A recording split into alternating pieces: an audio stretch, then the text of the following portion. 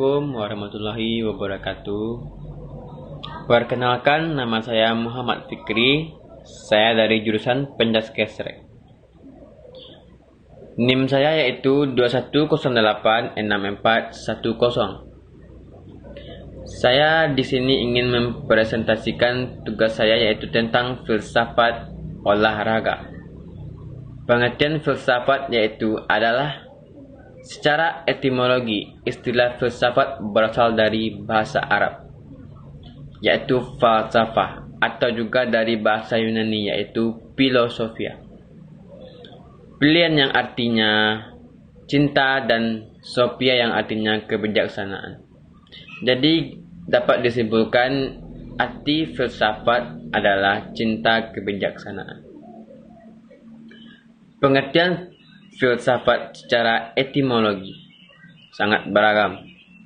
Seorang Plato mengatakan bahwa filsafat adalah pengetahuan yang berminat mencapai pengetahuan kebenaran yang asli. Sedangkan muridnya Aristoteles berpendapat kalau filsafat adalah ilmu yang meliputi kebenaran yang terkandung di dalamnya ilmu-ilmu metafisika, logika, neurologika, etika, ekonomi, dan politik.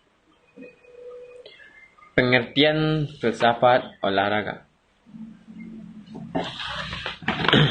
Filsafat olahraga merupakan pemikiran tentang keterlibatan manusia dalam aktivitas jasmani, mengkaji pendidikan jasmani dan olahraga dari berbagai posisi pemikiran. Filsafat akan mendukung penjelasannya dan memahami tentang sifat, nilai, tujuan, dan cakupan pendidikan jasmani dan olahraga.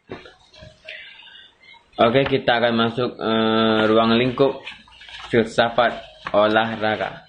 Ruang lingkup filsafat adalah suatu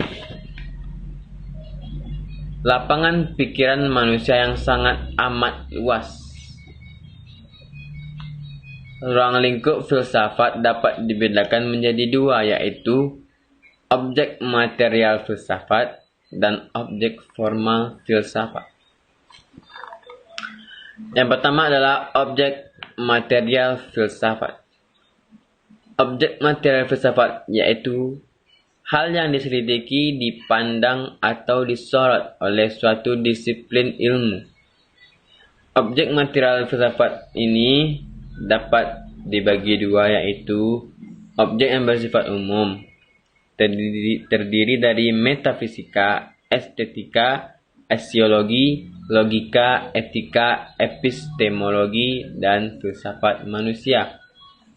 Dua, objek yang bersifat khusus, yaitu filsafat kehutanan, sejarah, ilmu, hukum, politik dan ideologi, komunikasi, dan bahasa.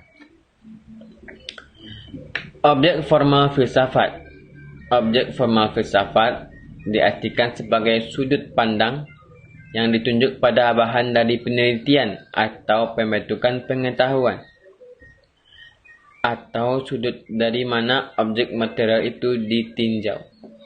Misalnya objek materialnya adalah manusia, dan manusia ini ditinjau dari sudut pandang yang berbeda-beda, sehingga ada beberapa ilmu yang mempelajari manusia, di antaranya adalah psikolog, antropologi, sosiologi, dan sebagainya. Kita masuk sejarah perkembangan filsafat. Perkembangan filsafat dapat dikelompokkan dalam beberapa periode sebagai berikut, yaitu zaman Yunani klasik. Periode filsafat Yunani memegang peran khusus dalam sejarah peradaban manusia, karena pada waktu itu terjadi perubahan besar dalam pola pikir manusia dari mitos-mitos kepada pemikiran rasional. Yang kedua adalah zaman pra-Yunani kuno. Mitologi dianggap sebagai dasar kuat untuk menjelaskan segala sesuatu dalam alam dan bahkan menjelaskan teka-teki alam semesta.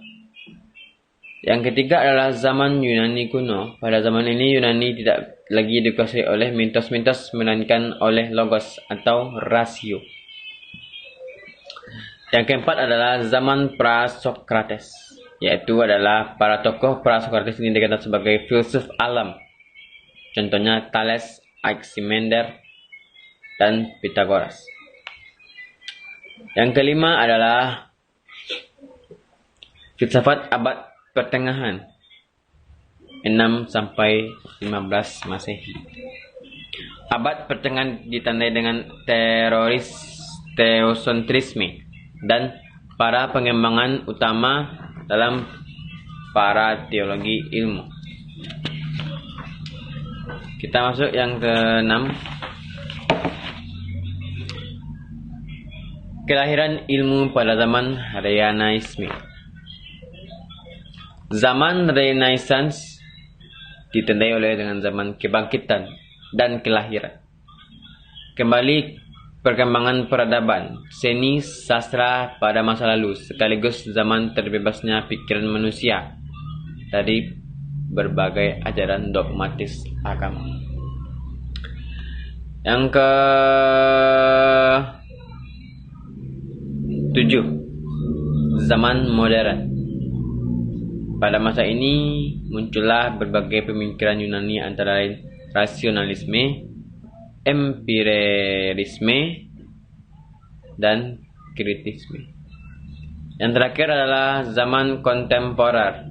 Pada abad ini, tugas filsafat bukanlah membuat pernyataan-pernyataan tentang sesuatu yang khusus, tetapi memecahkan persoalan yang timbul akibat ketidaksepahaman terhadap bahasa logika.